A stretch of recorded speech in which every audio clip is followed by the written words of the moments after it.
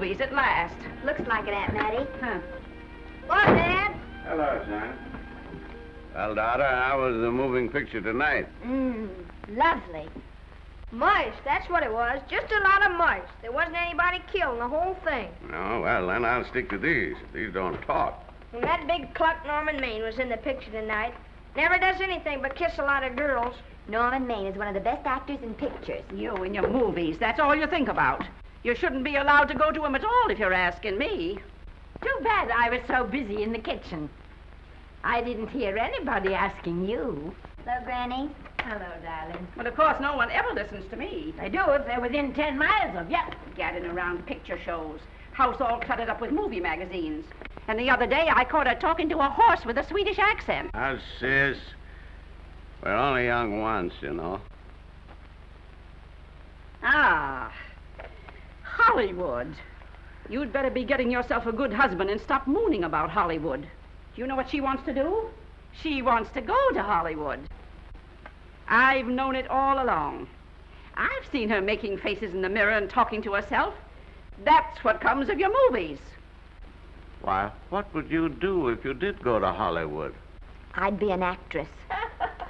I would, I tell you. I've always known I could. Guys, wouldn't it be wonderful to have a movie star in the family? Oh, Miss Blodgett, may I have your autograph?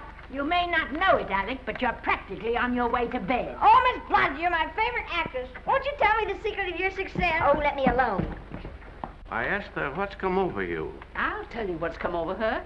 She's just a silly little girl whose head has been turned by the movies. And the sooner she forgets the whole thing, the better off she'll be. Why will I be better off? What's wrong with wanting to get out and make something of myself? What do you do that's so much better? Just because you're satisfied to sit here all your lives, you think you can laugh at me. Well, someday you won't laugh at me. I'm going out and have a real life. I'm going to be somebody. You know, if it was spring, I'd say give her a good dose of sulfur and molasses.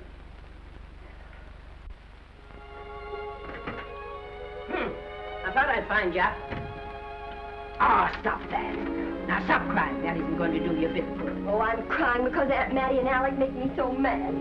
Oh, Alec and Aunt Mattie. Fiddlesticks. They're not important. You're the only one that counts. Esther, everyone in this world who has ever dreamed about better things has been laughed at. Don't you know that? Oh, I suppose I do, But there's a difference between dreaming and doing. The dreamers just sit around and moon about how wonderful it would be if only things were different. And the years roll on and they grow old. And by they forget everything, even about their dreams. Oh, I don't want to be like that. I want to be somebody. Oh, yes. You want to be somebody. But you want it to be easy. Oh, you modern girls give me a pain. When I wanted something better, I came across those plains in a prairie schooner with your grandfather. Oh, everyone laughed at us as they did at all the other pioneers. They said this country would never be anything but a wilderness. We didn't believe that. We were going to make a new country. Besides, we wanted to see our dreams come true. Oh, Granny, it must have been wonderful. It was wonderful. But don't you think for one single minute that it was easy, Esther Blodgett. We burned in summer and we froze in winter. But we kept right on going and we didn't complain because we were doing what we wanted to do. Can you understand that? Yes, I can. Could you do it? Could you do it even if it broke your heart? Because remember, Esther, for every dream of yours you make come true, you'll pay the price in heartbreak. Oh, I know what I'm talking about. You may not believe it, but I was a young girl once. And a very pretty young girl. A lot prettier than you are. And I was in love with your grandfather. And when some Indian devil put a bullet through him, I felt as if it had gone right straight through my heart, too. And I remembered all he taught me. And I went right on. I buried him out there in that wilderness with my own hands. And I went right on that same day. And I kept right on going, even when your mother was born. Oh, Granny, I want to make it worthwhile.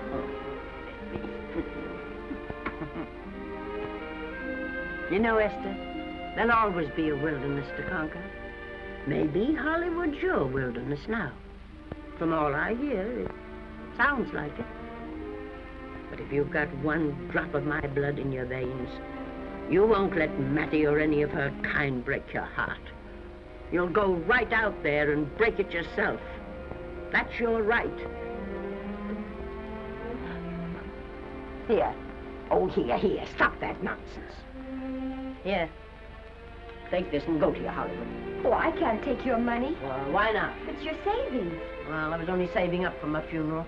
Now I don't think I'm ever going to die. Oh, Granny, how can I ever thank you? By giving me your word of honor that you'll never tell a living soul where you got that money. I promise. Remember, if you do, I'll have you arrested for robbing me.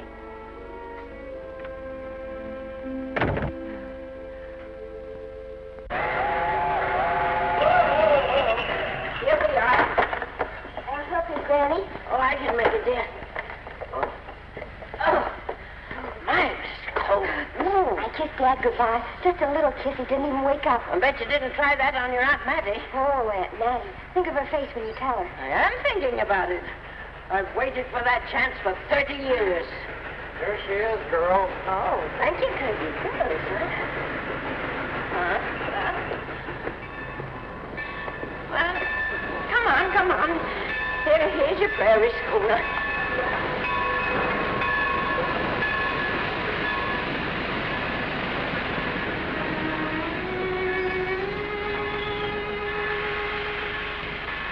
All aboard. Oh, Granny. Go on. Goodbye, Granny. Goodbye. I'll be waiting for you in those movie pictures. Don't tell Mattie.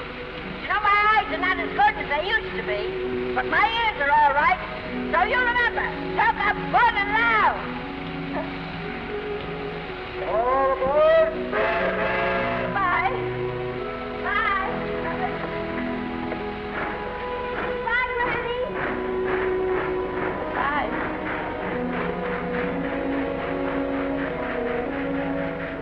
Do you want to go home now? I don't want to, but I will.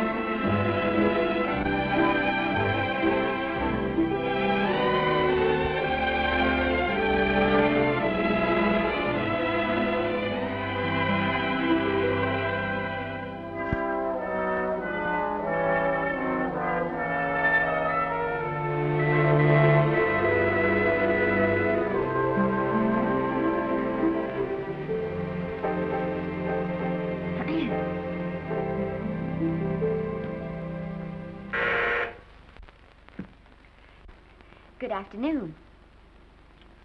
Day, week, or month? Well, it's a little hard to say. You see, I'm going into the movies. Well, you better take it for a week. It'll break your jump to Beverly Hills. Are all the studios really near here? All except Gaynor British. I suppose the best way to get a job is to go straight to the studios, isn't it? Mm-hmm. I haven't any illusions, you know. I'm perfectly willing to begin with a little bit of a part, or even as an extra. $6, please, in advance. Oh.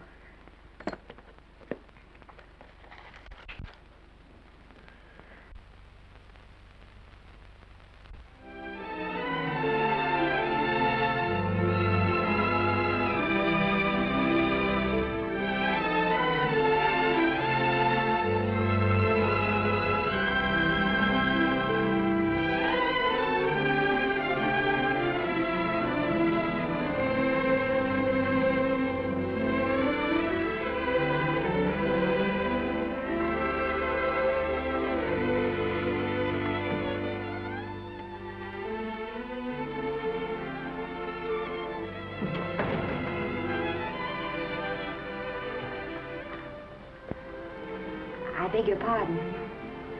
I'd like to register for extra work. How long have you been in Hollywood? Well, it's about a month now. We haven't put anyone on our books for over 2 years. Come here. I'd like to show you something.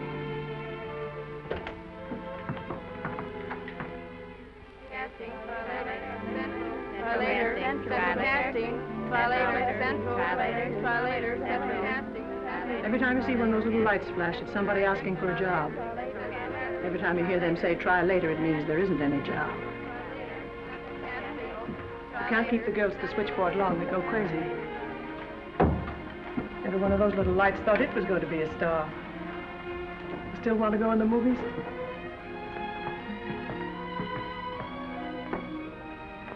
You know what your chances are? 1 in 100,000.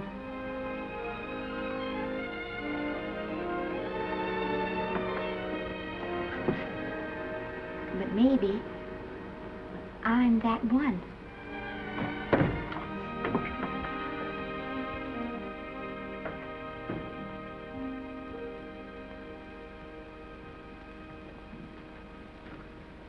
Any phone calls for me, Mr. Randall?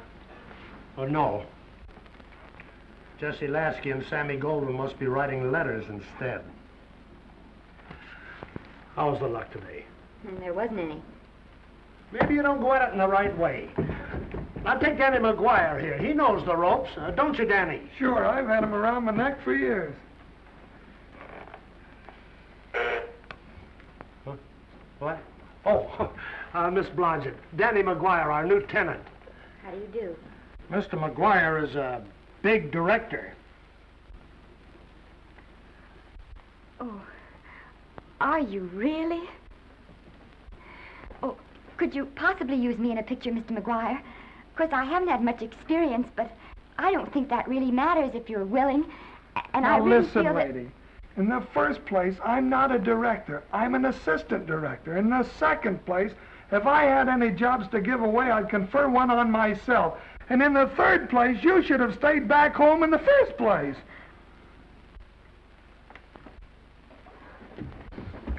Oh, now look what you've done. Hey, wait a minute.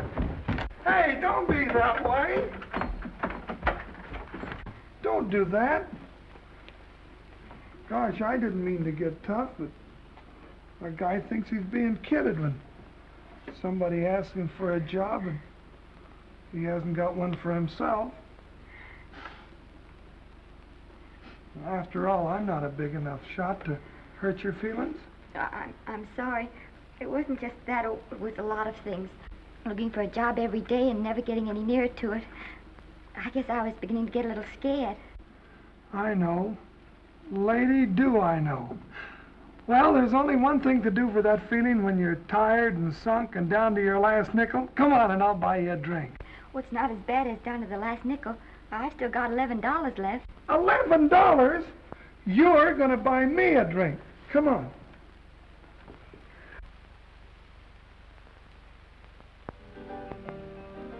That's right, George. There's nothing like a little rum to take away that milk flavor.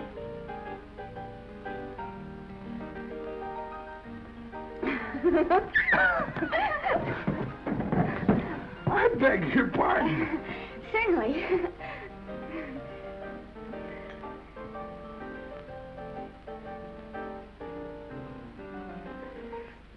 And when I sign my contract, the first thing I'm going to do is see that you direct every picture I'm in. That's my pal.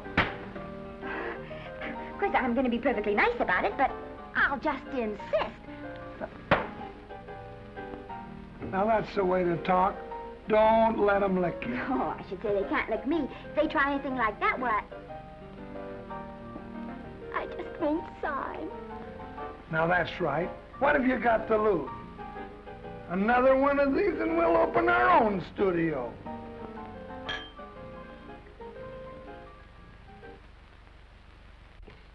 Bill rendered $24. Past due. Remit without further delay. Me.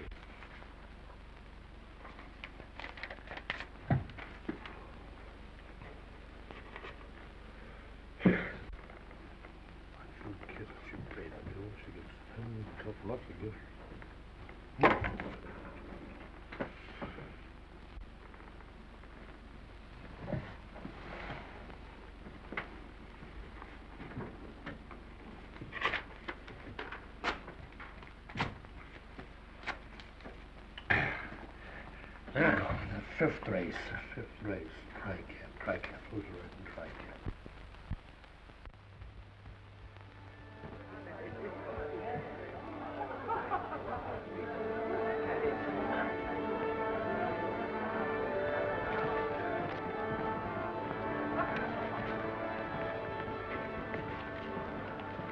Hey, the program's going to be swell tonight. Now, you take this fella Beethoven. I'm a pushover for him. And Chopin, well, he's not so dusty either. But I kind of wish that once in a while they'd play something you could sort of go out whistling, you know, like Blood on the Saddle, Blood on. Well, there's a tune. Hey, why don't you throw your hat in the air or something, can't you? This is a celebration. My job starts tomorrow. I know it does, and I think it's swell, Danny.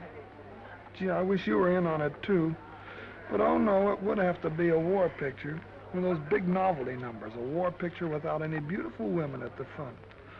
Oh, well, something will happen soon. Maybe.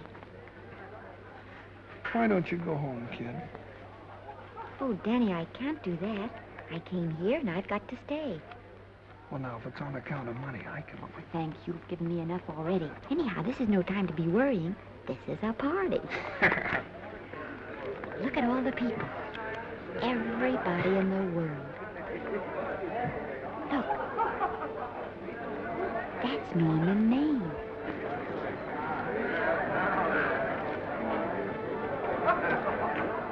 And he seems to have had that one extra cocktail.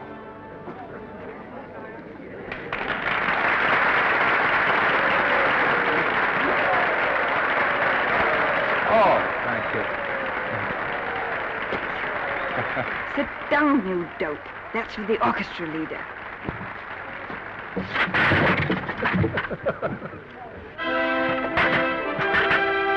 All right. Hello, Norman. Oh, Mr. Maine. Mr. Maine, put your arm around Miss Regis. Oh, no, this is the Hollywood Bowl.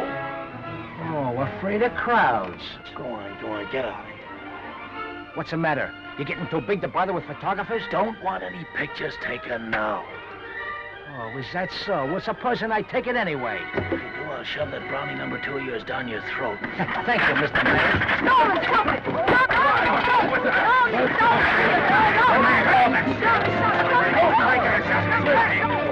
Take it easy, Mr. Maine. Calm down. Normie, come back and sit down. Everybody's laughing at you.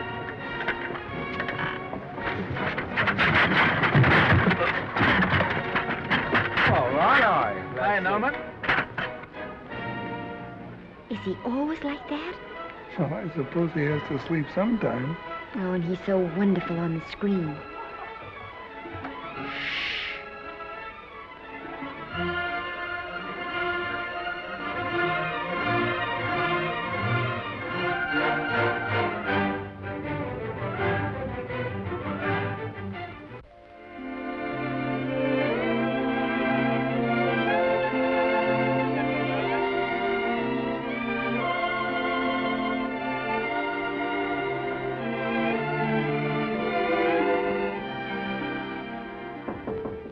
Come in.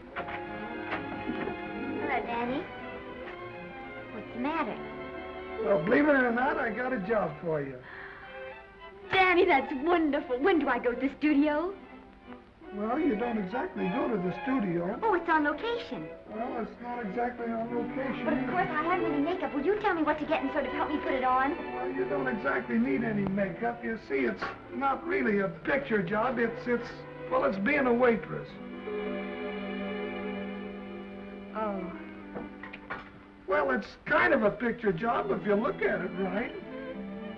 You said it was a waitress. Well, it's waitressing for Casey Burke, the big director over at our studio. He's giving a party tonight to kind of celebrate on account of finishing the picture, and he wanted me to get him an extra waitress, and it's $5. And I thought of you right away, Esther. Well, that was awfully sweet of you, Danny. Well, there's going to be a lot of big people at Burke's house tonight, and I'll bet you there's any number of big directors, and if you're there, maybe they'll notice you. I could make them notice me. Sure you could, Esther. It's your chance. My chance. All right, Daddy, I'll do it. Oh, but I can't. I haven't got the right things to wear. To wear? Oh, yeah. Now, you don't think the wardrobe department's right next to my office for nothing, do you? A perfect fit.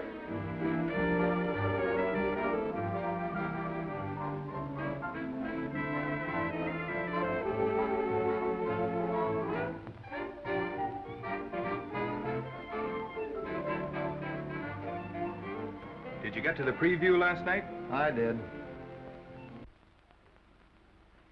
Would you like a little hors d'oeuvre? They are very nice. Oh, thanks. Well, what did you think of the picture? We should have saved it for Thanksgiving. What a turkey.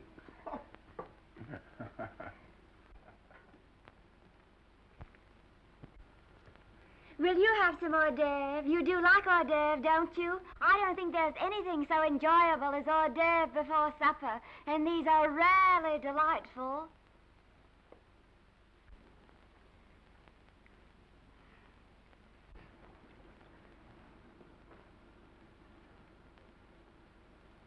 And at the finish, the kid turns around and sings the lullaby to its mother. Pardon the big voice, but would you like a little hors d'oeuvre? They say they're the best in town. Don't tell me. I know. Mae West. That's a great twist. But where are you going to find a 2-month-old baby that can sing? Hello, Oliver. Oh, hello, Casey. You want to fire me now or wait till you see the picture? I'm not a director anymore. I'm a male nurse. What's the matter with the picture? Guy by the name of Norman Maine. His work is beginning to interfere with his drinking. Oliver, don't tell me I'm to direct his next picture, too. Mm-hmm. You were my favorite producer. Now, wait a minute. You just go right on with your directing. I'll take care of these stars. I know how to handle them. I had a serious talk with Norman after that Hollywood Bowl occurrence, and you don't have to worry any more about his behavior. Excuse me, Mr. Niles. Mr. Libby of your publicity department is on the telephone. He says it's most important, sir. It's about Mr. Maine. Thank you. Oh, it's probably just some little thing. Of course, Oliver. I'll turn on the radio and see if they've called out the National Guard yet. Hello, Libby. What's the good word? Mr. Norman Maine, America's Prince Charming, was apprehended driving an ambulance down Wilshire Boulevard with a siren going full blast. He explained he was a tree surgeon on a maternity case. Well, will it be in the papers? No, it won't be in the papers. But that's a nice, expensive hobby of yours, keeping Mr. Maine's informal entertainments out of the public press. Oh, that's fine work, Libby. Try and see that no one gets to Norman. He's probably home sleeping it off. Oliver. Yeah. Why can't you forget those dopes at the studio for one night? Business, business all the time. I don't know what's going to become of you. Norman! Why didn't you call for me? I'll bite, darling. Why didn't I call for you? In case you've forgotten, I was supposed to come here with you. Oh, that's all right. I got here without any trouble. The only reason I don't slap your face. Yes, darling, I know. Hello, John. Oh, hello, man. What's the matter with Oliver? He looks as if he'd had bad news. Hello, Mary. What's the matter, old boy? Maybe I'm wrong. I guess I've been drinking too much lately. No, you ought to cut it down. It's bad stuff. Scotch and soda.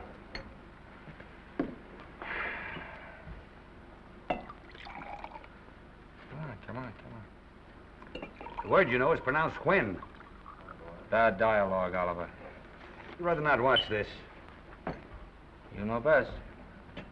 Soda. Thank you. Oh. Go ahead and say it. I've got it coming to me.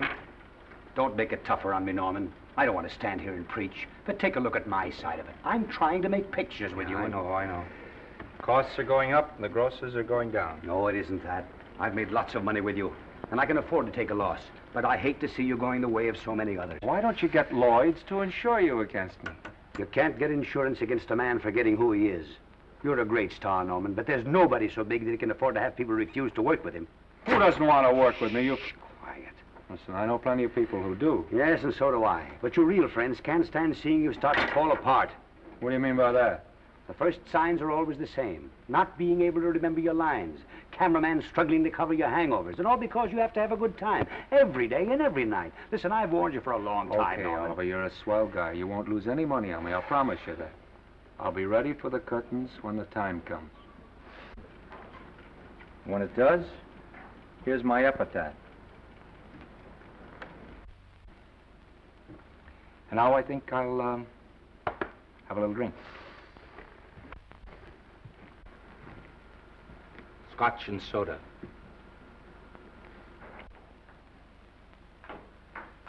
Scotch and soda. Oh.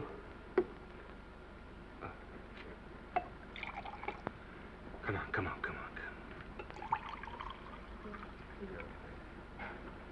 A little soda? Caviar? No, thank you. Yes, pardon me. Ah, lovely. No, I mean the caviar. Mm-hmm. No, don't go away. I'm starving. Really. Which would you take? Well, I don't know. Don't you know? I don't know either. It's hard to choose. Well, I think I'll take caviar. Mr. Maine doesn't care for any more. Do you, Normie? No. No, Normie doesn't care for any more. I think I shall get very drunk indeed.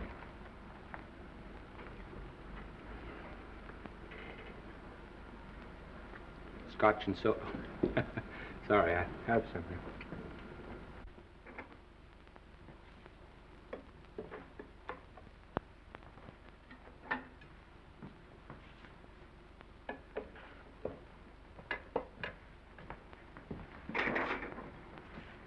Oh. Mind if I help?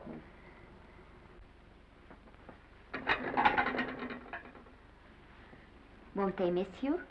Oh, no. They'll just look under the table, and when they see I'm not there, they'll forget the whole matter.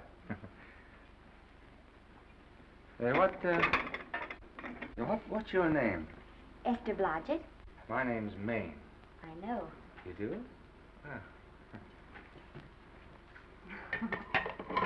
What's so funny? I was just thinking about all your fans and how surprised they'd be to see you here helping me put plates away. Oh, they don't know my finer side. They'd be pretty envious of me, meeting you this way in person. Oh, how do you do? Well, tell me, are you disappointed? Yes. Oh, now you've done it. Oh, never mind that. That makes the room look lived in. Tell me, why are you disappointed? I was sitting behind you at the Hollywood Bowl the night you didn't want to be photographed. Yeah. I'm told I crept into many a heart that night. Oh, I can never explain this. You know, you have very pretty hair. You'd better get out of here. And a sensitive mouth. And a charming little Precisely why are you here instead of with the rest of the guests? I'm just trying to be helpful. I see. Are you sure there's no other attraction? Well, it might be that my old mania for putting plates away is coming back on me. It's rather odd. I always know where I can find you if there's a pretty girl around. It's not only odd, it's embarrassing. You're being deliberately insulting, Norman. I put up with this for long enough. Dear, don't lose your temper. Remember, we must try to keep the voice low. I know you'll excuse us if we go on with our work.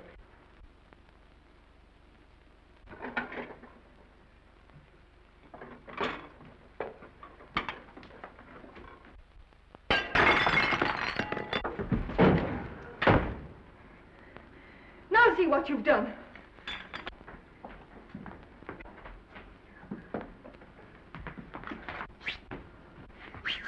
Come here. Help me up. Are you hurt? No more than usual. Come on, the wolves are on us. We gotta get out of here. Oh, I can't. The dishes aren't finished. Oh, yes, they are.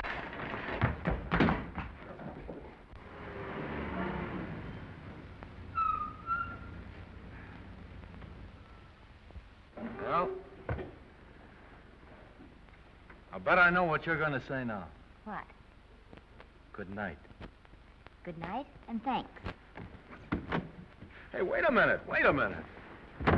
Hey, you realize that all I found out about you is that you're foolish enough to want to go into pictures? But why is it foolish? Look at you. Yeah, that's what I mean. No, I'd rather like to go into this matter a little more thoroughly. Oh, that's awfully nice of you. So why don't we go on up to my place and talk it over? Oh, no. Thank you very much, but I really must say good night. Good night. But you're not angry. No. I'm hungry. Well, why don't you go and get something to eat? Good night, Miss Blodgett. Good night, Mr. Maine. Wait a minute. Peter, the least I can do is to see you to your door. Will I see you again? I hope so. Has anyone ever told you that you're lovely? Well, now you know. Thank you.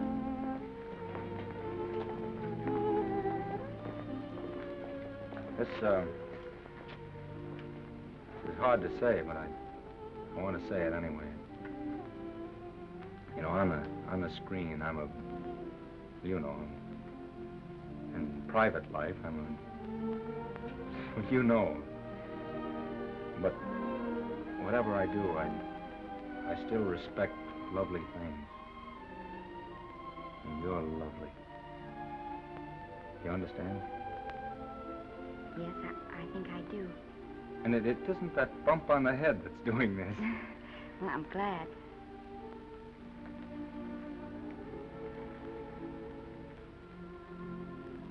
Good night.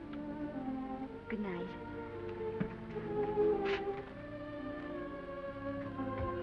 Hey!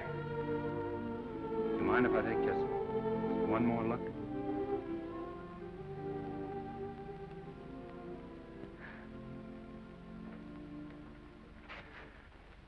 Go away. Quite impossible. I wouldn't even consider it. No.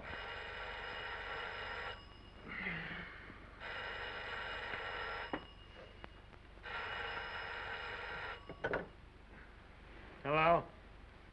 Who is it? Who? Norman? What have you done now? You're not in jail, are you? Oh. Yes, I see. Oh, it's that again.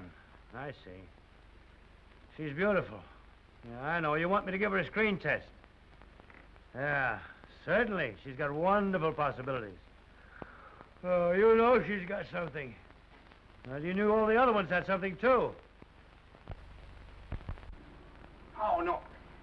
I tell you, Oliver, she's got that sincerity and honestness and sincerity and honestness that makes great actresses.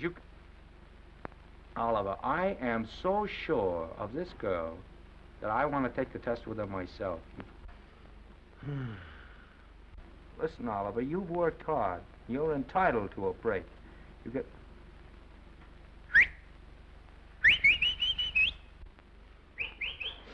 Yes, I heard you. Anything. Yes, yes. Yes. Yeah. Oliver, look, you try to get a little sleep now, old man. Right. All right, boy. Good night. Let's go. Now tell us.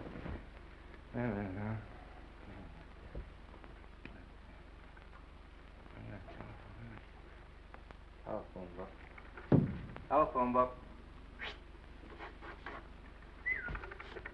What is that telephone? Hey, Oliver, telephone book. Over here.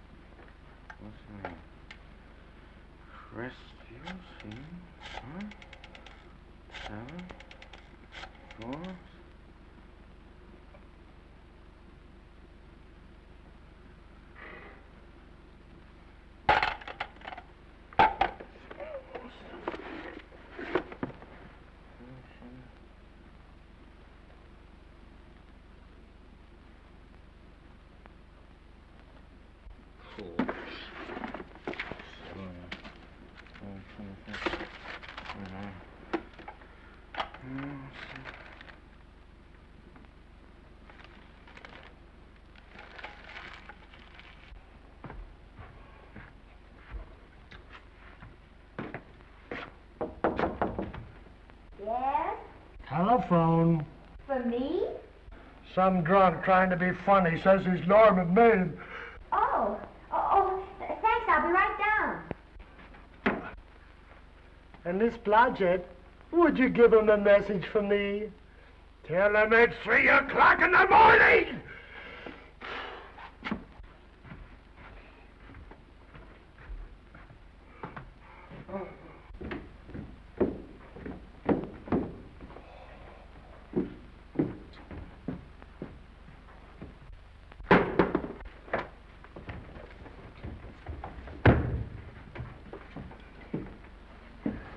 Hello? What? Oh. Oh. Oh. Oh, yes. I'll be there. Oh, thank you.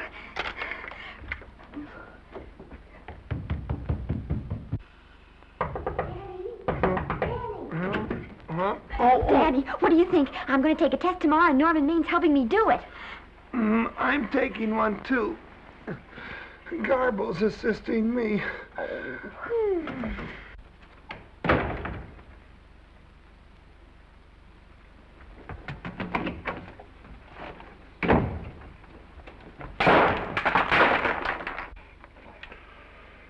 Oh.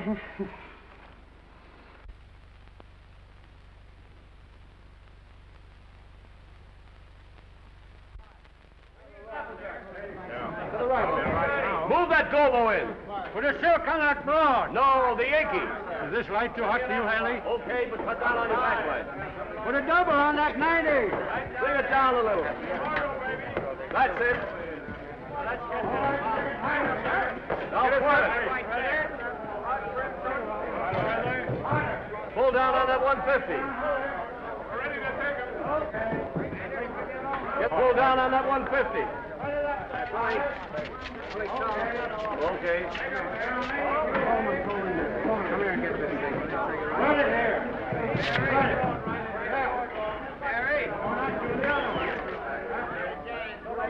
Bring me an apple box. Listen, gentlemen, please, if you don't mind.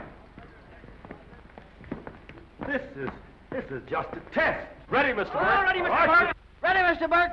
Ready now, Mr. Burke. All ready, Mr. Burke. We're ready now, Mr. Burke. All ready, Mr. Burke. We're ready, Mr. Burke. All right, let's take it. Quiet! Quiet! Quiet! Quiet! Ready, Norman? Yeah.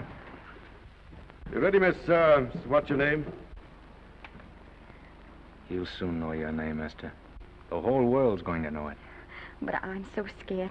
Maybe I better not try it today. Oh, come on, now, don't be foolish. They all had to go through this. Harlow, Lombard, Myrna Loy, and now Esther Blodgett. All right. I'm ready. This is the take. Roll 'em. Quiet. Dave.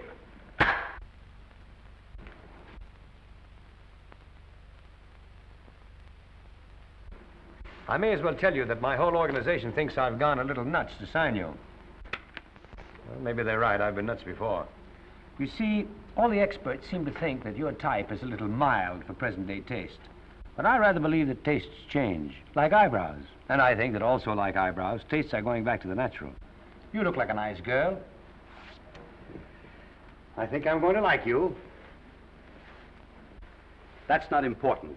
I think the public will like you. That is important. Yes. I see what you mean. I mean, I know it is. Only don't think it's going to be easy. Nothing you really want is ever given away free. You have to pay for it. And usually with your heart. Someone else told me that once. But you still have to work it out for yourself. Oh, well, all this is just a long way of saying, I'm glad you're with us and good luck to you. And now I'm going to turn you over to our demon press agent, Libby. Don't let him frighten you. He has a heart of gold, only harder. And for the love of Pete, learn to close your mouth and keep it closed, even in your love scenes.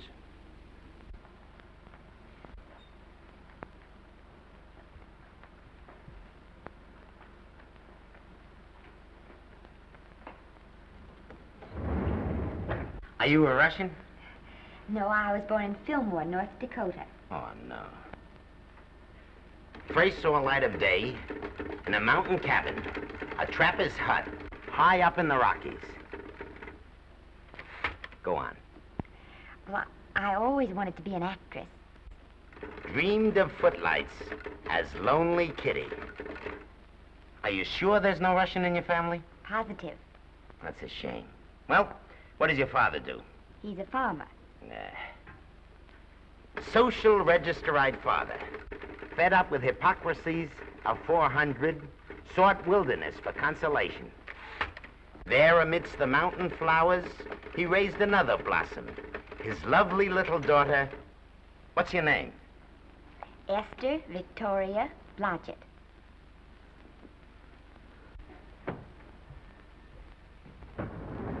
Greatly appreciating your attention in this matter, very truly. Do you know what her name is?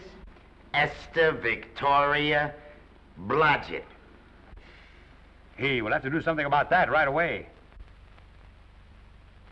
Esther Victoria Blodgett. Well, that Blodgett's definitely out. Let's see, Esther Victoria, Vicky. How about Vicky? Oh, I think that's terribly cute. Let's see, Vicky. Vicky what? Vicky, pronounced Vicky. See, Esther, Besta, Sesta, Desta, Festa. Oh, that's very pretty. Jester, Hester, Desta, Lester. Vicky Lester. Oh, I like that. Say it. Vicky Lester. Say it again. Vicky Lester. Say it again. Vicky Lester. Say it. Vicky Lester. Say Vicky Lester. Vicky Lester. Vicky Lester. Vicky Lester. Vicky Lester. Flash. Oliver Nile Studio discovers new starlet, a Cinderella of the Rockies. Her name is Vicky Lester. Those who have peeked tell me she couldn't be more divoon. The face of an angel and such natural talents. Her voice is a symphony. Her very walk, they tell me, is enough to drive men mad. Not that way. Get the lead out of your feet. Lift them up.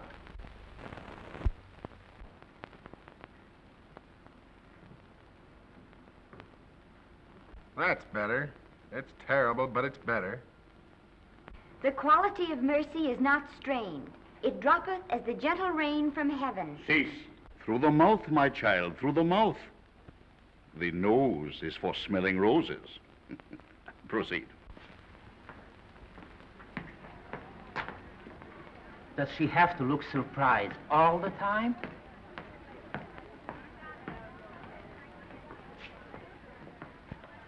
Anyway, it's just a rough sketch. Pretty small mouth, eh? Oh, well. Give her that Crawford smear.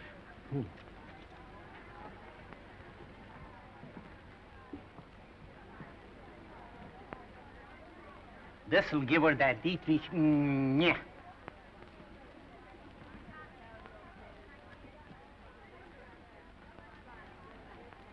We're on the wrong track. She still looks surprised.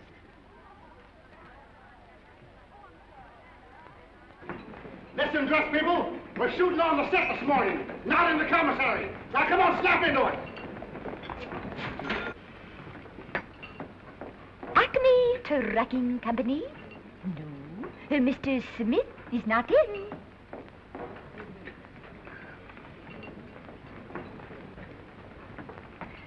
Acme Trucking Company. No. Mr. Smith is not in.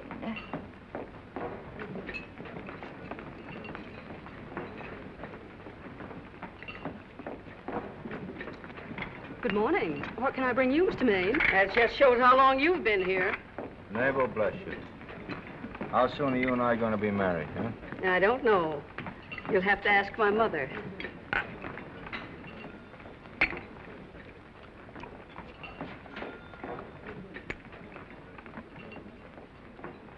Acme Trucking Company? No, Mr. Smythe is not in. Acme Trucking Company? No, Mr. Smith is not in. Acme? No, Smith ain't in.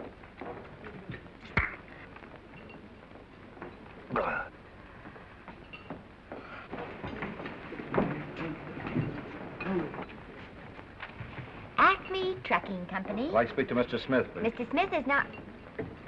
Oh, Norman. What's all this between you and Smith? I've got a part. It's only one line, but it's in the picture. Well, it's ambition that made you break that date with me last night. Well, I had to be here so early this morning, and So did I.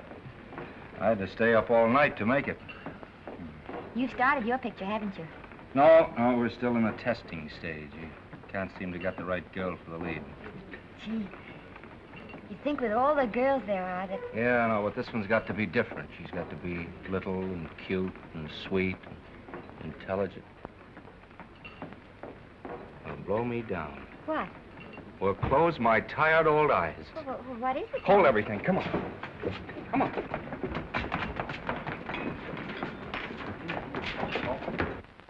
Well, you've been through the whole casting directory. I'll work day and night, Mr. Niles. And I'll work with her, Oliver. And I can be mean or nasty or anything you want, Mr. Niles. If she clicks, Oliver, you've got a star overnight. Okay.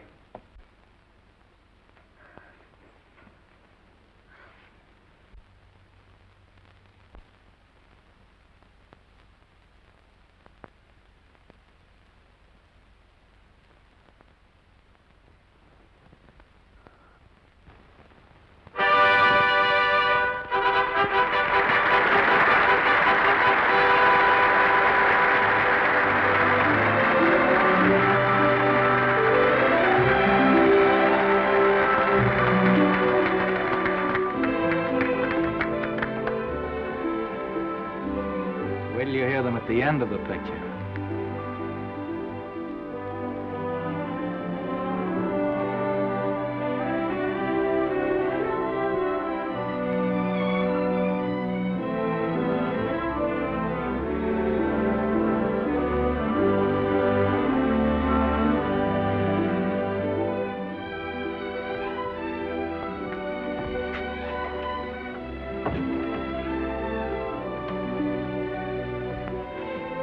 Do you think we were noticed? By no one. They're much too busy playing at croquet. I've loved you all my life. But we only met 2 days ago. That's when my life began.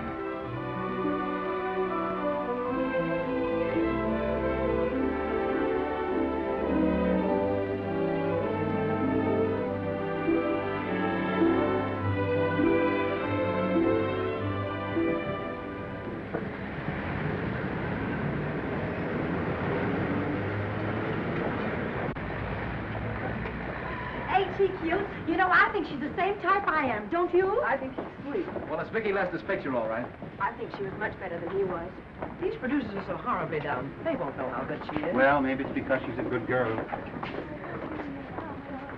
Oh, Maine's not so bad, but it's Vicki Lester they'll go to see. Isn't she, darling? I think she's the most precious little thing I've ever seen. The knockout, Libby. You might mention that when you write your review. That Lester kid's a gold mine. Didn't you like Norman Maine? Was he in it? Libby, I'm afraid we have another hit. Huh? It's in the bag, neatly tied up with beautiful pink ribbons. Say, where are Norman and Vicki? I don't know. I thought you had them. I wish they'd come. We're having a party at the Trocadero. Isn't it thrilling running away from people? Norman, it's so exciting, So new. A star is born. Come on, run.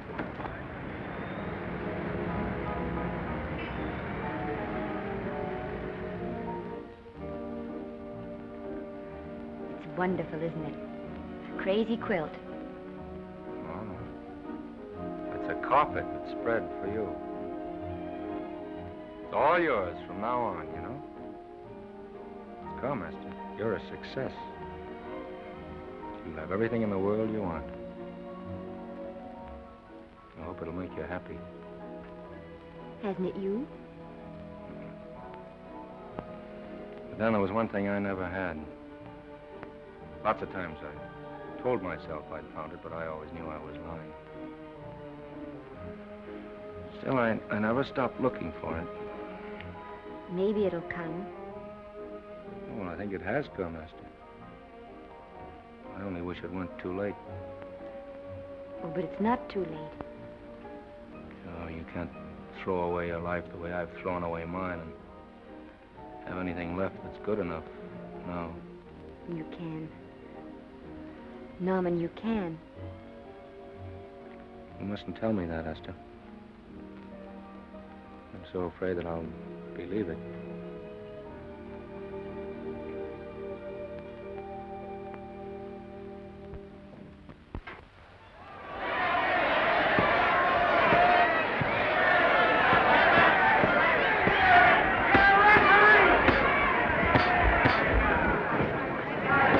Gotcha. Shoot your right. Swell, isn't it? Lovely. What's Garcia getting? Can't you hear me, Gotcha? Shoot your right!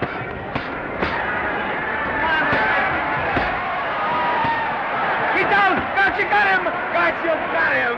He did, didn't he? Yeah, but he'll be up, though. You like it? Sure I do. You like me? Sure I do. Ooh, that reminds me. Will you marry me? No, thank you. Come on, Gotcha, finish him. Why won't you marry him? Well, you're not dependable. Hey, shoot your right! Throw away your money. Break him up in there. Break him up. Drink so much. Well, suppose I quit drinking. Yes? Come on, Gotcha, shoot the right in there, the right! Suppose I save my money. Yes? There he goes, let him have it! Suppose I became absolutely dependable on all occasions. Yes?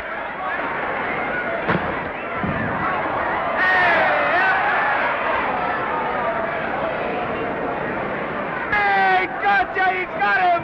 He's got him! He certainly did.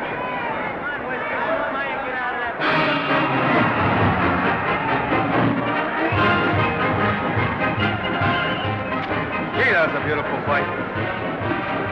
Norman. What, dear? Oh, that for me if I said I'd marry you? Oh, certainly not. I was just supposing.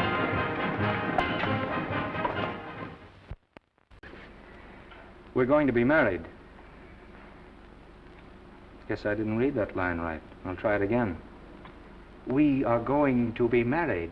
Both of us. Yeah, to each other. What do you think of that? Well, when? Where? Well, we thought we'd elope in the conventional manner. What's the matter? It's trying to decide whether it's good for the studio. Is it? It is. And bless you, my children. When's it going to happen? Oh, we thought we'd just sneak out sometime. We're not telling anyone but you. Listen to this. The screen's ideal romance blossomed into breathtaking reality today when Vicki Lester and Norman Maine, America's dream lovers, slipped quietly through the portals of holy matrimony. How does it sound? Horrible. But you see, we're going to elope. Sure you are. It'll be the biggest elopement this town ever saw. We'll get a tie-up with the Army, have you escorted all the way down to Yuma by 20 of their new bombing planes. Is he going with us? Don't you think we can work this thing out better alone? No sense in bothering the happy couple with all the details. I'll see to it that you get a carbon copy of the whole layout. I can hardly wait. I'm sorry we didn't realize that we were in the way. While you're settling the details, you don't mind if I take this woman out and buy her a ring, do you? Sure, go ahead. We want everything legal. That's a charming match. A nice girl like Vicky. And public nuisance #1. Now, wait a minute, Libby. Norman's all right. And if you'll pardon my pointing, Vicky's business is her own. It doesn't require any comments. I wasn't making any comments. I just said it was a rotten shame. So go ahead and plan the elopement. Oh, that elopement stuff is out. You can't get any scope in that. We're going to have a wedding. Where'll we have it? Customary place, I believe, is a church. Nah, it's been done. This has got to be something big. The beach. I can visualize it. The bridesmaids in bathing suits. 20,000 Santa Monica school children spelling out the word love. It's a novelty, but is it big enough? Why not the city hall? A police escort of every motorcycle cop in town. Sirens screaming, confetti pouring out of buildings like the Lindbergh reception in New York, only on a big scale. What's the matter? Isn't it big enough? And now if any man can show just cause why these two may not be lawfully joined together, let him now speak, or else hereafter forever hold his peace. Do you, Alfred Henkel, take this woman as your lawful wedded wife? Will you love, comfort, honor, and keep her in sickness and health as long as you both shall live? I will. Do you, I beg your pardon. Do you, Esther Blodgett, take this man as your lawful wedded husband? Will you obey, serve, love, honor, and keep him in sickness and health as long as you both shall live? I will. Place the ring on her finger. Hurry, please. Now, by virtues of the power invested in me as Justice of the Peace of San Bardo Township, County of Los Angeles, I pronounce you man and wife.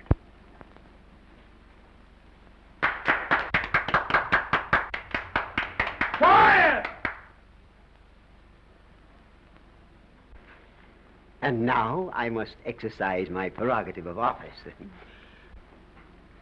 I hope you'll be very happy, Mrs. Hinkle. Thank you. Thank you, sir. Oh, Thank you Danny. very much. Now, if you'll please sign the license. Oh, yeah. You know, Mrs. Hinkle, I can't help but believe I've seen you somewhere before. Oh, really?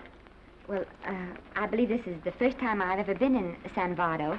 You know, your face is familiar, too, Really? Mr. Hinkle. There you are, sir. Thank you very much. Oh, Here's your thank you, receipt. sir. Thank you. Goodbye. Goodbye. See you again. Yes, goodbye. No, I don't mean I'll see. No. Yeah, I think you got by with it. But it was close. That JP was just beginning to remember where he'd seen us. Well, anyway, we got away from Libby. Hello, Toots. If you will be kind enough to glance between my shoulder blades, Mr. and Mrs. Henkel, you will find there a knife buried to the hilt. On the handle are your initials. Lovely to have seen you, Libby. Hold him, wait. hold him, Danny.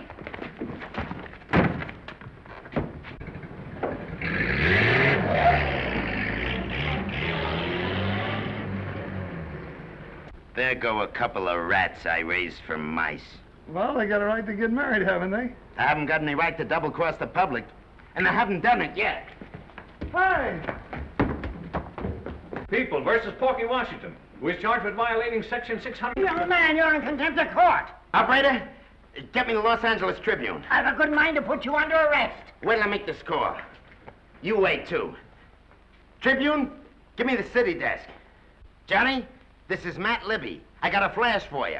Norman Maine and Vicky Lester were married at 2:30 this afternoon. Vicky Lester? Court recess.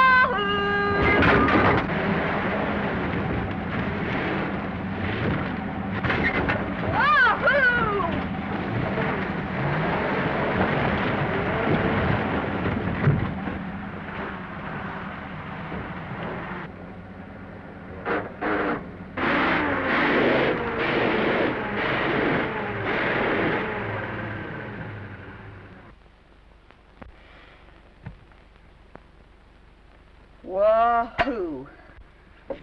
Hey, Wahoo.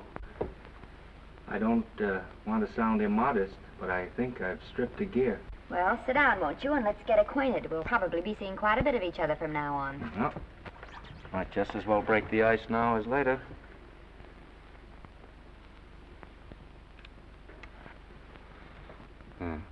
Now we're old friends. Say, have I got time for a shower before dinner? Plenty, if you can find a shower.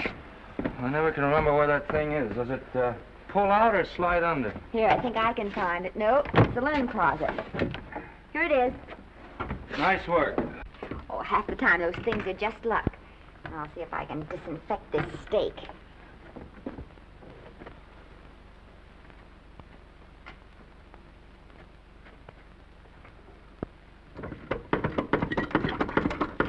Yeah, Esther, there's no soap. Here. Thank you. Oh, and Esther. Yes, dear? I'll need a washcloth. Oh. How are you fixed for cigarettes? And you know I never smoke underwater. Hey, what do I do to make this thing work? Pull that gadget at the top and pray for rain. Well, I can't reach it. I can't get my hands up. If you've gone in there with your arms down, you'll never get your bath. Unless you're a contortionist. Yeah, well, I'm not a contortionist, and don't throw that up to me now. You knew it when you married me. Will you close this door, please?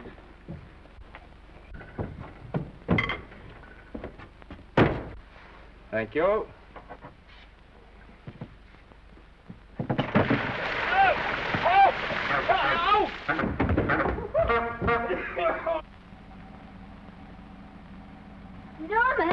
Norman, here comes the car. You got it? Huh? Here, quick. Quick what? Quick, go out and stop them and ask for help. Oh, I'll catch cold. Oh, you'll get warm again. Yeah, don't you? They'll recognize me. Now, if you keep your face down, go on. There may not be another car for weeks. Well, howdy, partner. Howdy. Stuck? Yeah, how'd you guess it? Can you get us some help? Well, I reckon not. You know, it's a long way to town. We're pretty busy down at the place. Well, I got to get out of here. I've got my wife with me. Doesn't she like the country? No, and we're short of food. There's a lot of game in them woods. You know, well, my wife can't shoot. Well, you're sure up against it. Sorry I can't do anything for you. Well, wait, listen, I'll be frank with you. I'm Norman Maine. Who? Norman Maine. Well, my name's Judd Baker. Glad to have met you. Well, so long.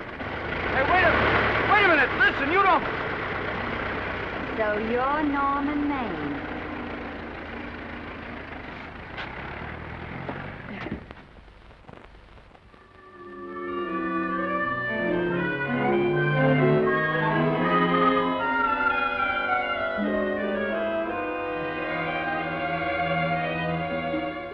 I got my prestige to look out for.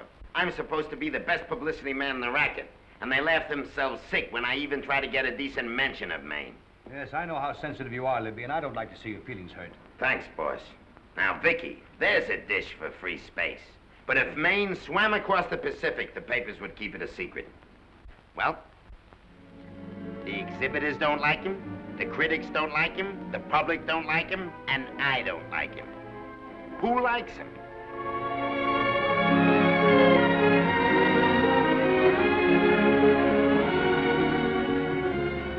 Oh, but darling, this is almost too much of a surprise. And there I was in my touching innocence, thinking we were going to live at the beach house. Oh, we'll still keep the place at Malibu. But this is special. This is our castle. It used to be in the air, you know? Well, we'll never use any ugly words like contracts and pictures and careers. When we come in those gates, we'll check the studio outside. Come on, I got another little surprise for you.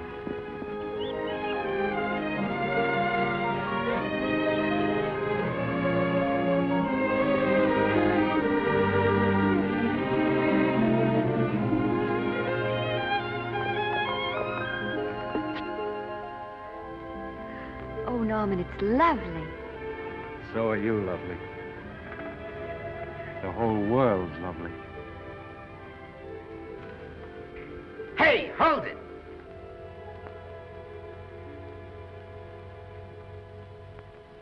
That's it.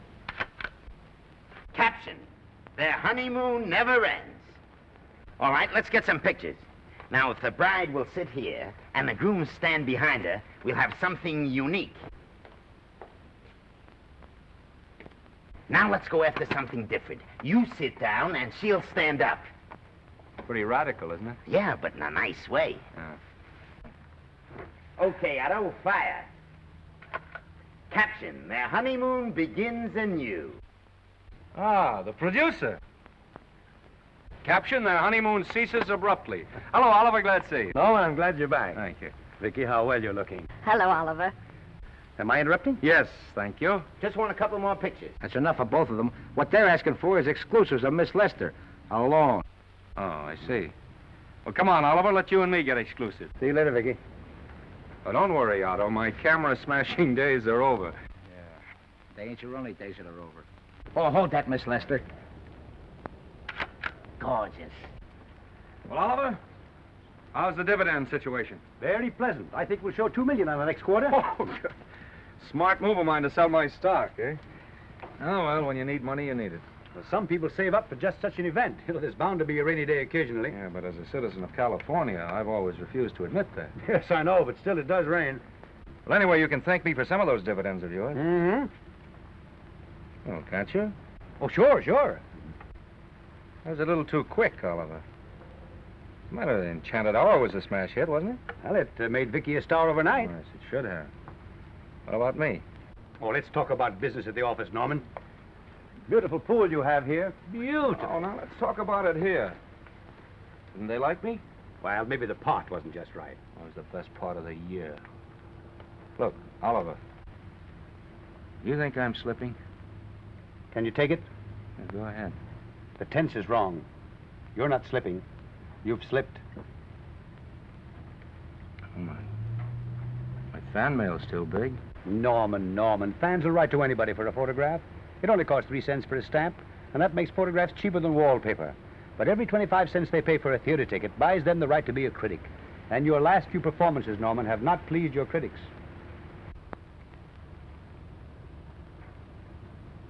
You remember I told you I'd be ready for the curtains when the time came?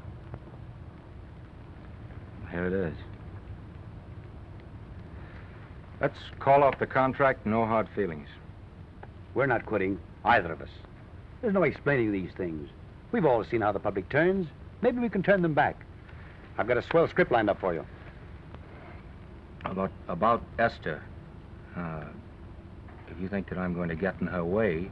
Well, as a matter of fact, as it happens, there's no part in this story for her. I'd more or less planned to star her in a picture of her own, with that young Pemberton opposite her. He's coming along nicely. Good for young Pemberton. All right, Oliver. We'll make a try at it.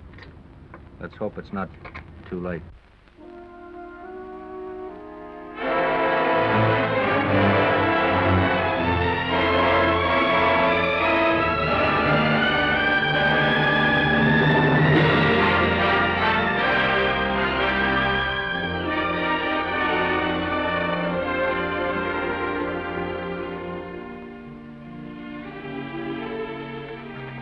No argument.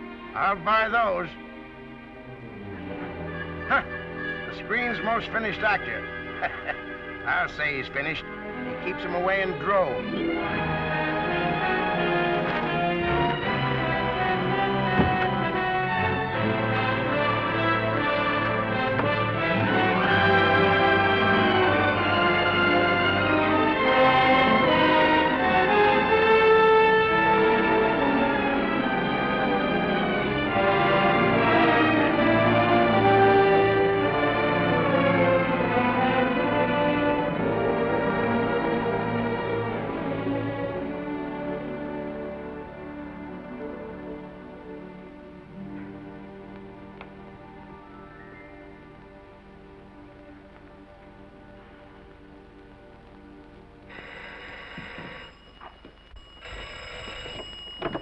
Hello?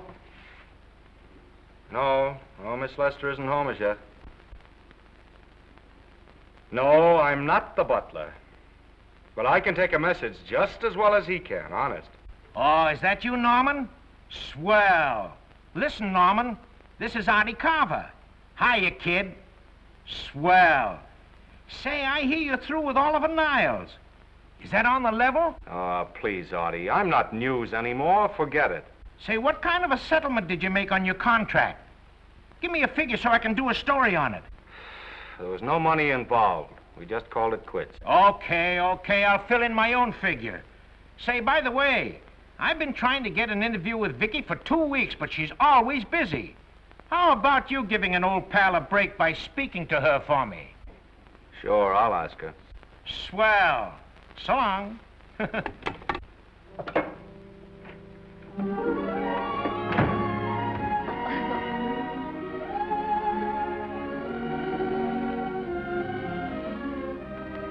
I didn't mean to be late, darling, but Casey wanted All me... right.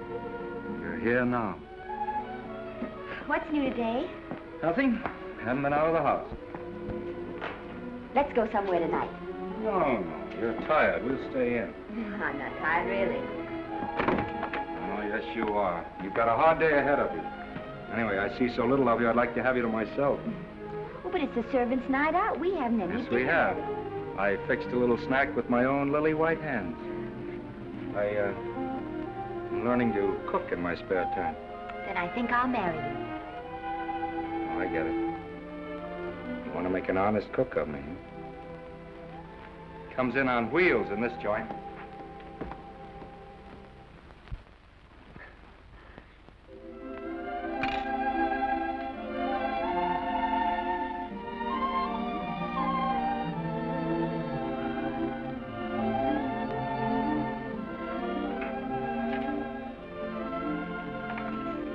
Yeah? How's it look? Wonderful. Huh? That's what I thought. Now then, don't be formal, just pitch in. Yeah?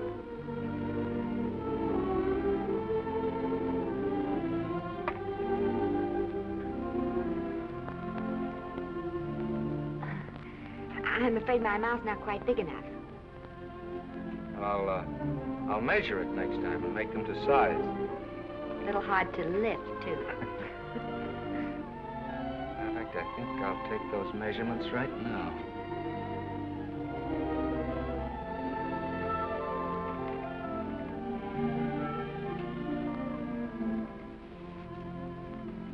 And that's what I wait for. All day. That's why I rush home without even changing my costume.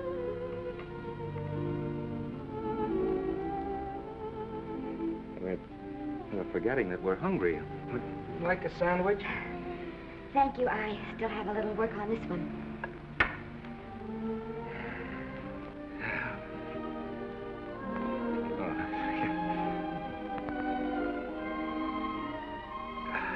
Norman, will you unhook my dress? I can't breathe. Mm-hmm. And all the time I thought it was the kiss that made you breathless. A lot of hooks, hmm? Uh-huh. Why don't you have a zipper? That's a good idea.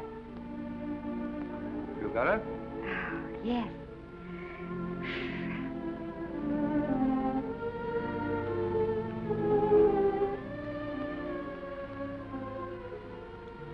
Don't look now, but I think that guy on your left is in love with you.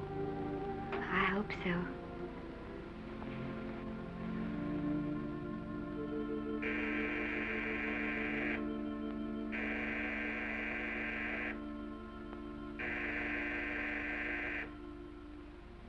It's the doorbell. Is it? Maybe they'll go away. Oh, I never do at a time like this. Here. Just a minute, dear. I'll be right back.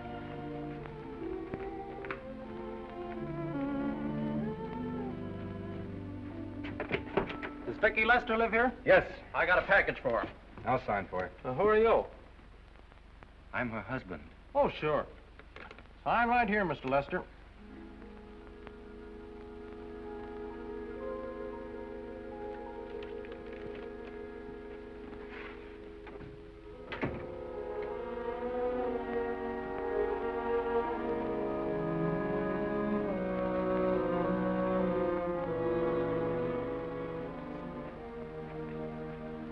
Package for you.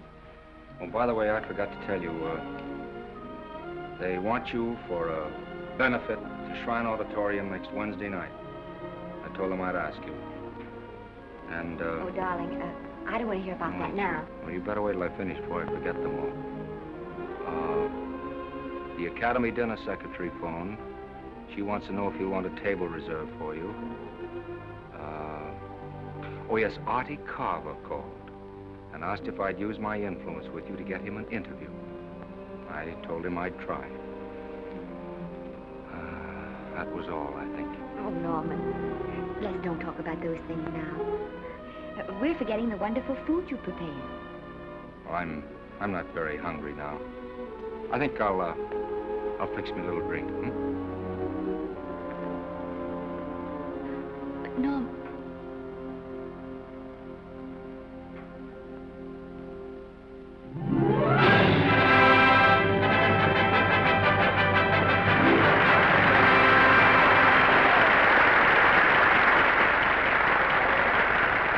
Norman would come. Now, stop worrying. And think how nice that statuette's going to look on your mantelpiece. Do you suppose anything's happened to him? But of course not. He's just been held up in traffic. You think about that statuette. And now we arrive at the climax of the annual dinner of the Academy of Motion Picture Arts and Sciences, the highest award within our power to bestow. We have already applauded with our hearts as well as our hands, while awards have been given those gentlemen who during the past year have rendered distinguished service to the motion picture industry. We now pay honor to the ladies, or rather to one lady. We offer to her the Academy Award for the finest performance of the past year. She has already had the world's acclaim, but this is the tribute of her fellow workers, the men and women of this industry. It is not only my pleasure, but my privilege to present this award to the actress who created the unforgettable Anna in Dream Without End, Miss Vicki Lester.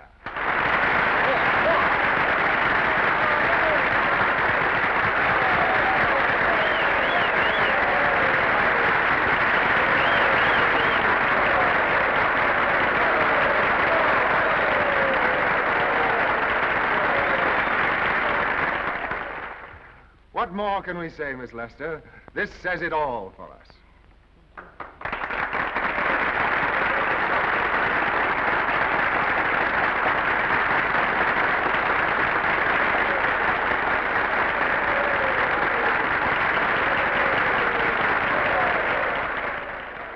Ladies and gentlemen, when something like this happens to you, and you try to tell how you feel about it, you find that out of all the words in the world, there are only two that really mean anything.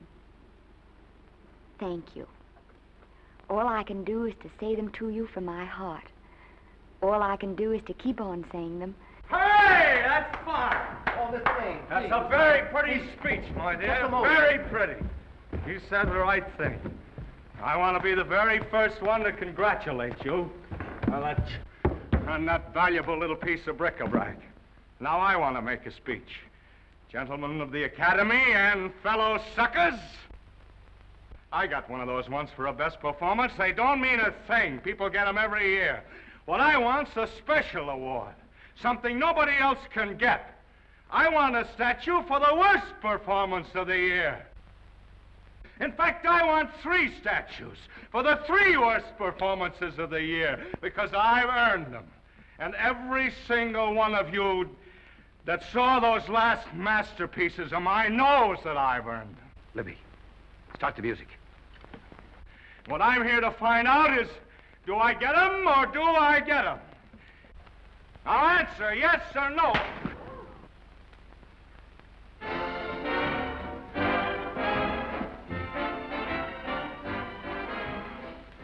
Norman, darling, let's go and sit down.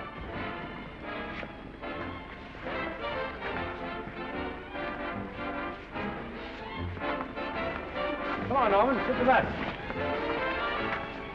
Glad to see you, Norman. Hello, Norman.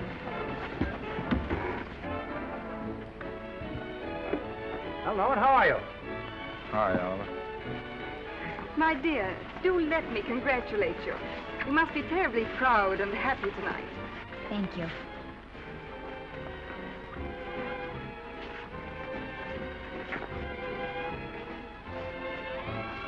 Somebody give me a drink.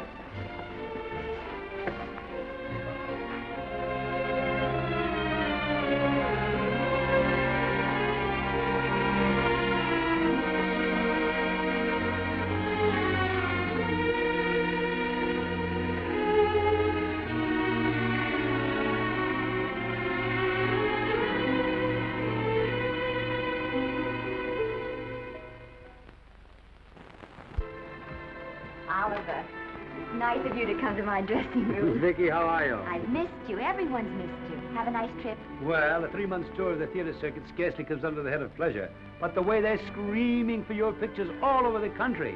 Miss Lester, if I may talk shop, you are a knockout. Thank you. It's good to hear that. You've been crying. A little. How's Norman?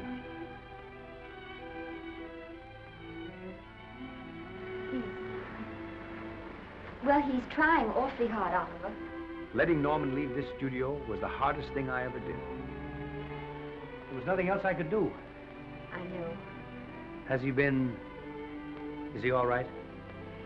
He's gone to a sanitarium. He really wants to stop drinking. And I think he could only... Well, perhaps if he could start working again, it would be some encouragement.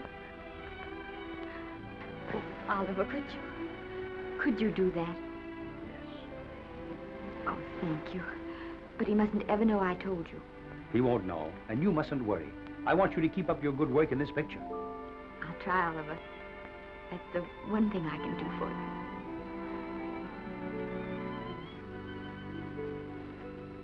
you. If you'll just sit here, Mr. Niles, I'll have Mr. Maine brought down. Thank you. Brought down.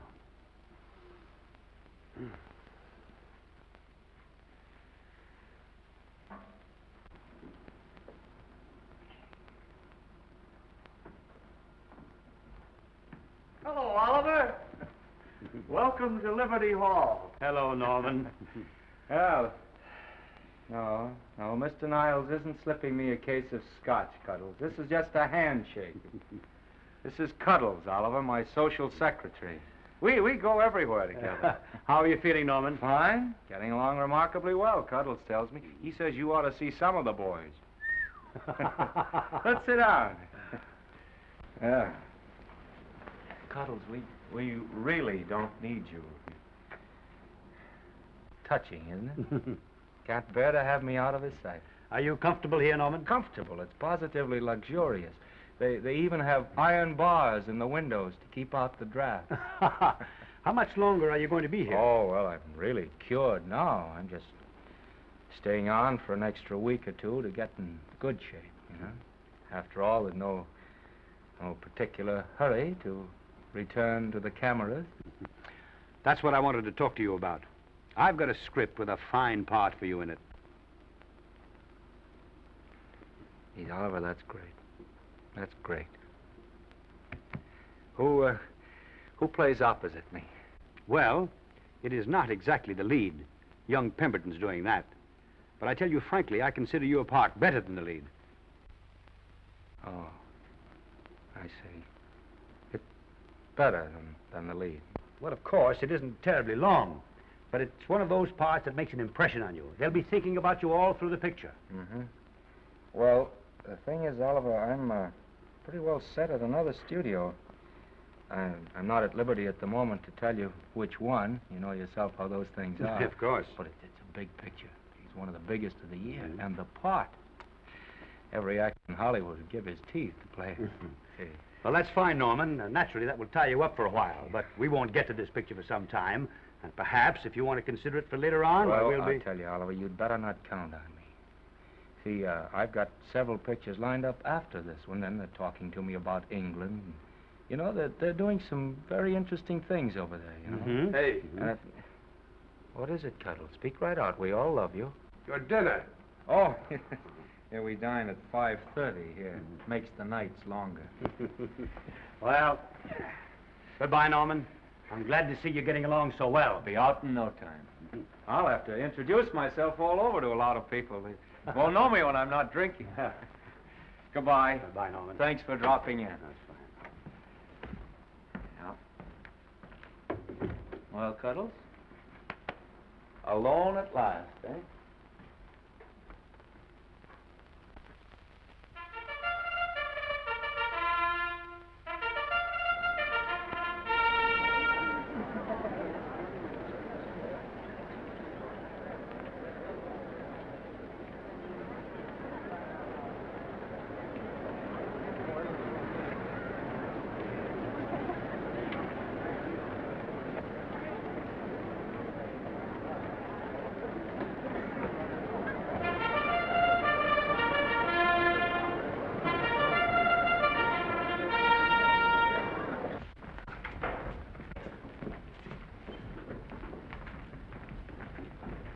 Bert, Sam, how are you, Marion? Oh, hello. Hello. Hello, Normie. Glad to see you. How I hate to run into these has-beens. They give me the creeps. Me too. He was good while he had it. And he had it quite a while. Hello? Hello, Mr. Maine. I haven't seen you in a long time. Oh, I've been resting. Ginger ale, please. Ginger ale and what? Ginger ale and ginger ale. A new leaf? A whole new book. Thank you. Scotch straight. Hello, Libby. Why, it's Mr. America of yesteryear. Do they let you wander about now without a keeper? Oh, sure. I'm a trustee now. Didn't expect to find you at Santa Anita. What do they do with the actors while you're away? Oh, they cut them into slices and fry them with eggs.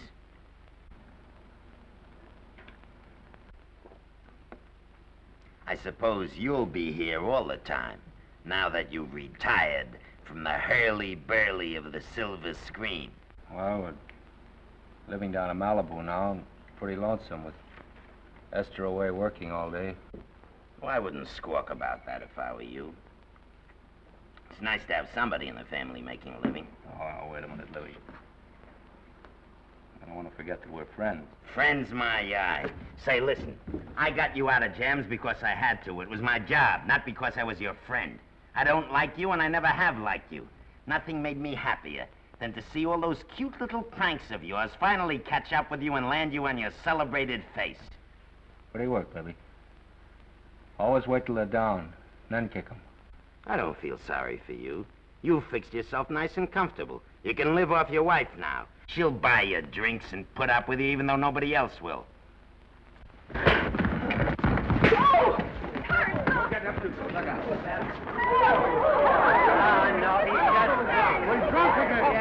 on, Front. Hey, wait a minute. Come on outside for you wise guys. I'm Norman Maine. Well, that's not my fault. Oh, don't bother to toss him out.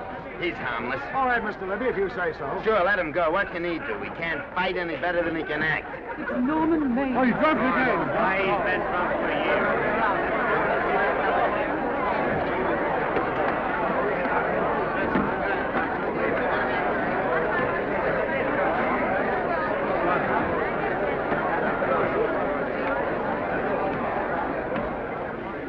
Give me a scotch.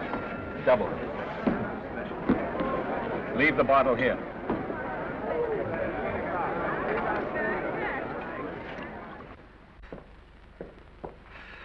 Vicky, you'll be ill. Why don't you try to get a little sleep? But he's been gone 4 days. 4 days and not a word.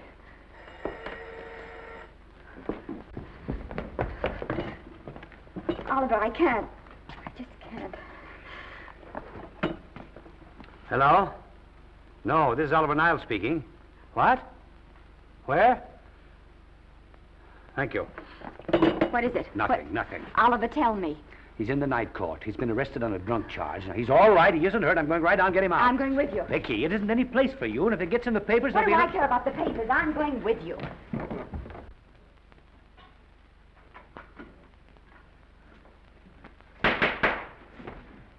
Division 30, Municipal Court, County Los Angeles, now in session. The Honorable Judge J. Barris presiding.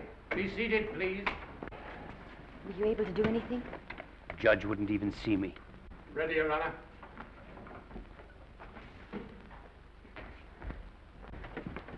I want to advise you that you're entitled to be represented by counsel, to be confronted by the witnesses that may testify against you, to compel witnesses to attend on your behalf to a public and speedy trial by the court or by a jury, and the right to be admitted to bail.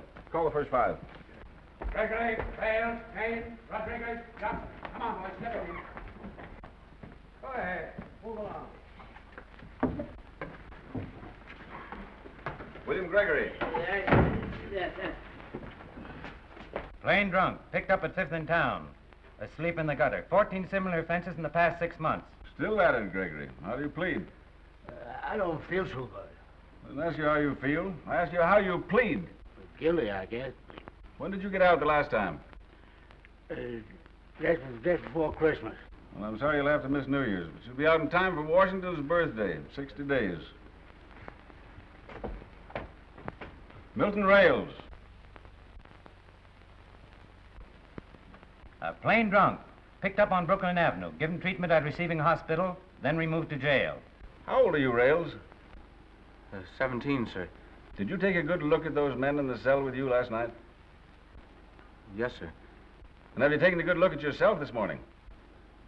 No, sir. I suggest that you do. $5 or 2 days.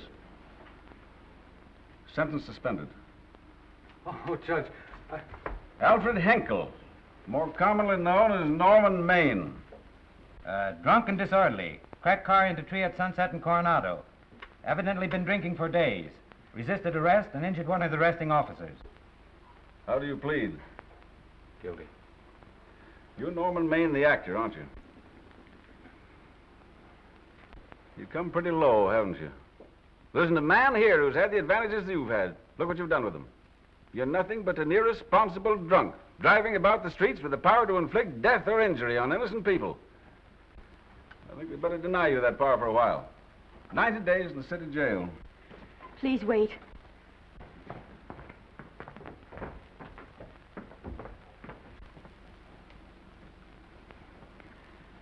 I'm his wife. Yes, I recognize you, Miss Lester.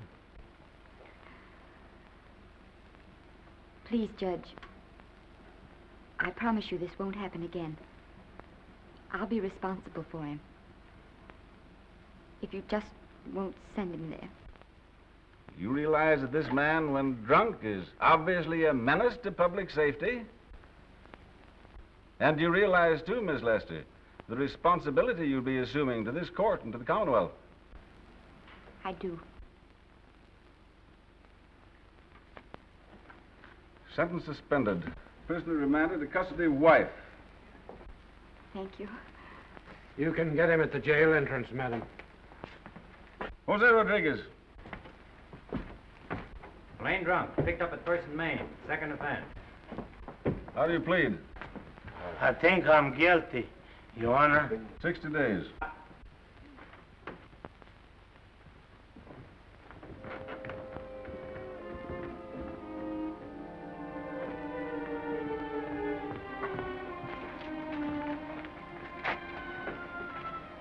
Gee, I'm so tired. Hold it, Mr. Maine. Picture.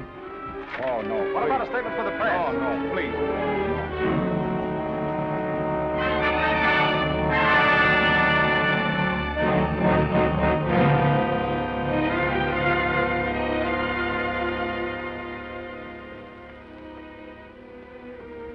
He's still asleep. He's been asleep nearly all day. That's the best thing for him. It's awful to see this happen to someone you love. And know in your heart that it can't get any better.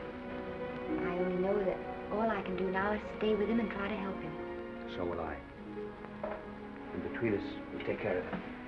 You're very fond of him, aren't you, Oliver? And I'm very fond of both of them. Then I know you'll understand what I have to tell you. And after what happened last night, I think you already know what it is. I can't do any more pictures. I'm going away for good with Norman. But you can't do that, Vicky. You're at the very peak of your success, and you've worked so hard to achieve it. That's what's been wrong. Oh, I've thought it all out.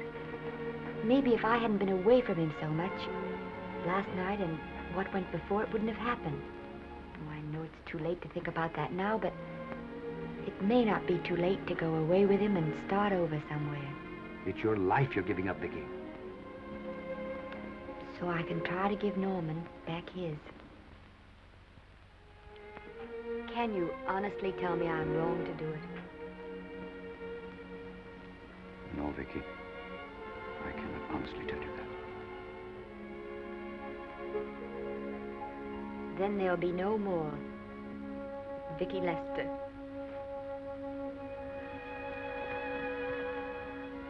Come on, walk to the door with me.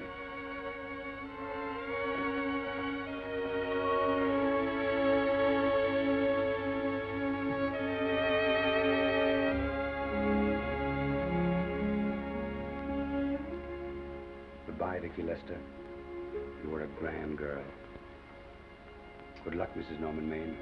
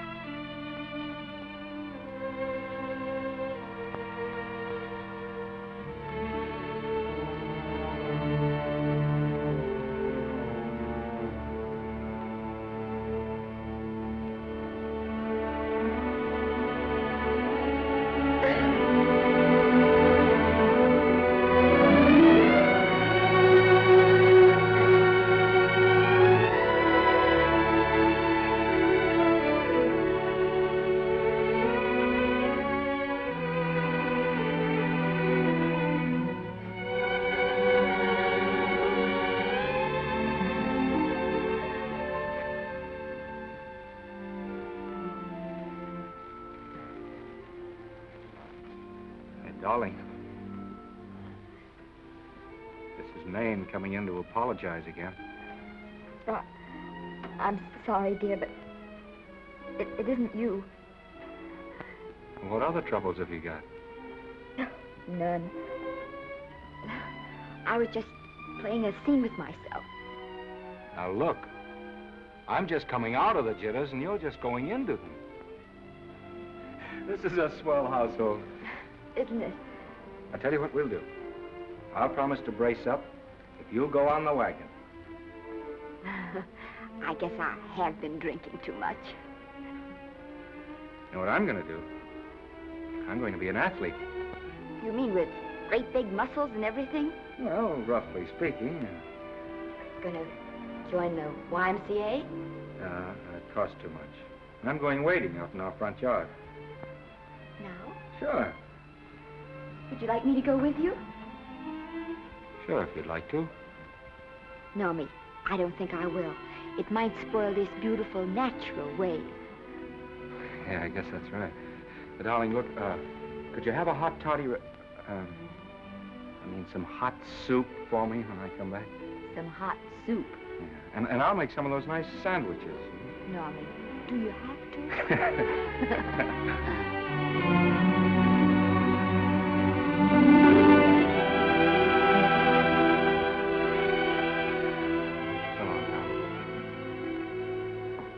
Now, don't stay in too long.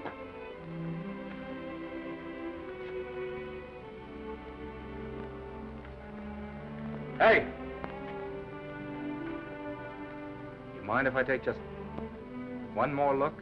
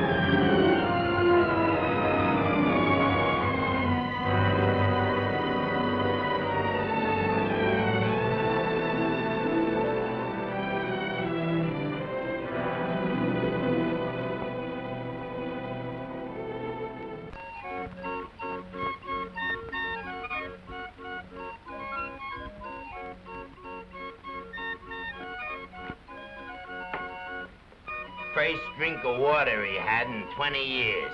And then he had to get it by accident. Pardon. How do you wire congratulations to the Pacific Ocean?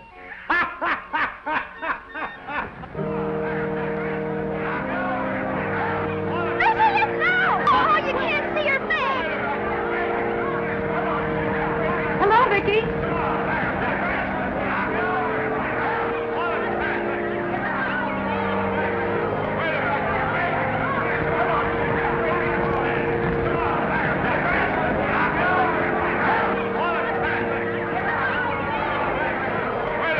Can't you? Come on, Vicky, let's see your face. Vicky, will you sign my book for me? Write this is Norman Maine. Don't you care, Vicky. You get over it.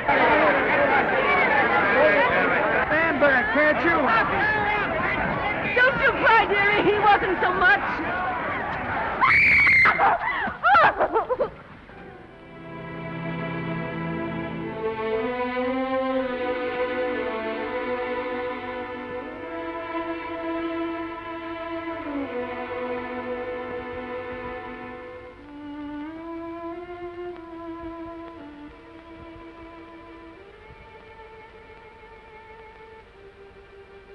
Do you mind if I take just one more look?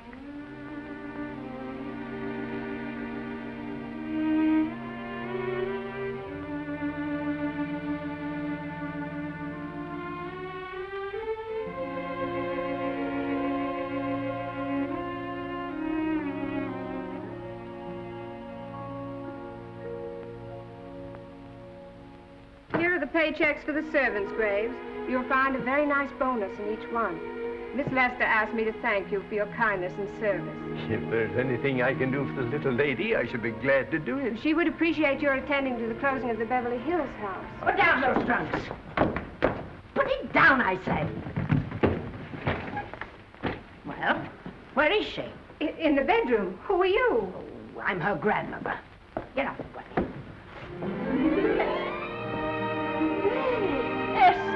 Granny, darling. Oh, I'm so glad to see you. What made you come? Oh, I know when I'm needed. Now get out of here. Go on. Get out of here, all of you. I want to talk to my granddaughter alone. I came just as quickly as I could. But I'm going home. I sent you a wire yesterday.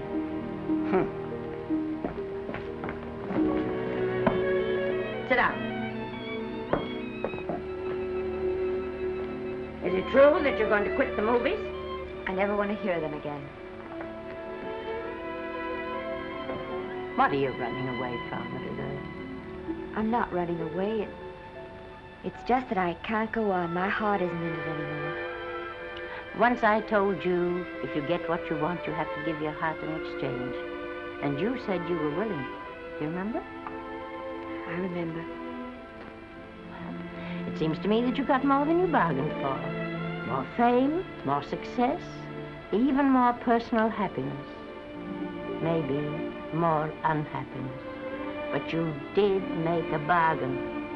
And now you're whining over it. I don't think I'd feel so very proud of myself if I were you, Esther. I'm not, Granny. But my mind's made up. Oh, and I'm sorry I gave you the money to come out here. It was just waste. Oh, but Granny... I was proud of you, Esther. I was proud to be the grandmother of Vicky Lester. It gave me something to live for. Now I haven't any. I know. Oh, I want to be strong, but I can't go on. I can't. You must. Tragedy is a test of courage.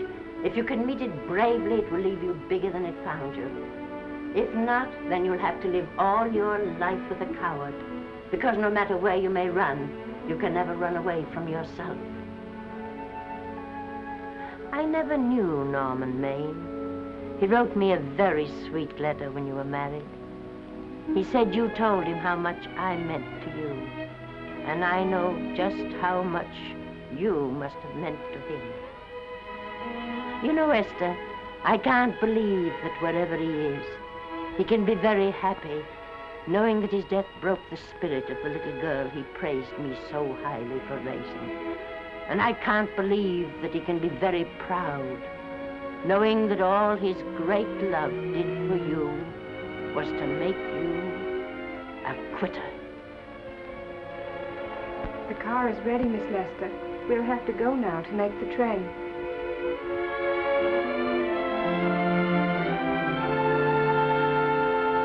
Put the car back in the garage.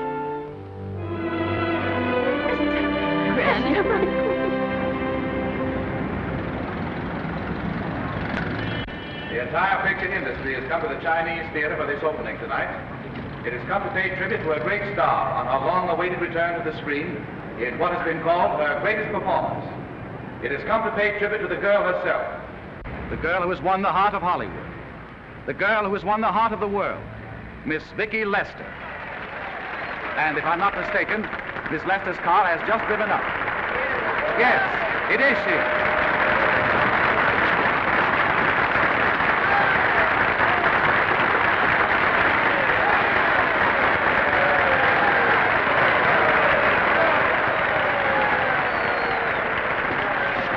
This doesn't scare you too much. I scare very slowly, young man. Big smile, folks, please.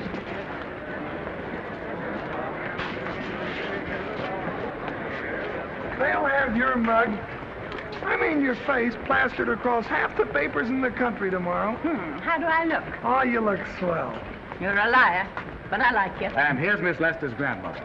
Won't you say a few words to the radio audience, please? Say something, Letty. You know, we've got a thing like that back home where they all listen in on, but we call it a party line. Won't you say something, please? They're listening. Maybe some of you people listening in dream about coming to Hollywood. And maybe some of you get pretty discouraged. Well, when you do, you just think about me. It took me over 60 years to get here, but here I am. And here I mean to stay. Thank you very much.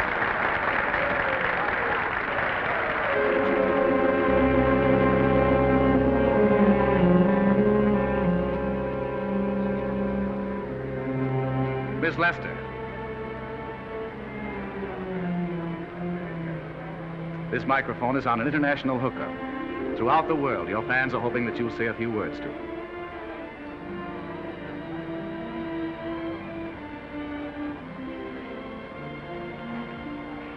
Hello, everybody. This is Mrs. Norman Maine.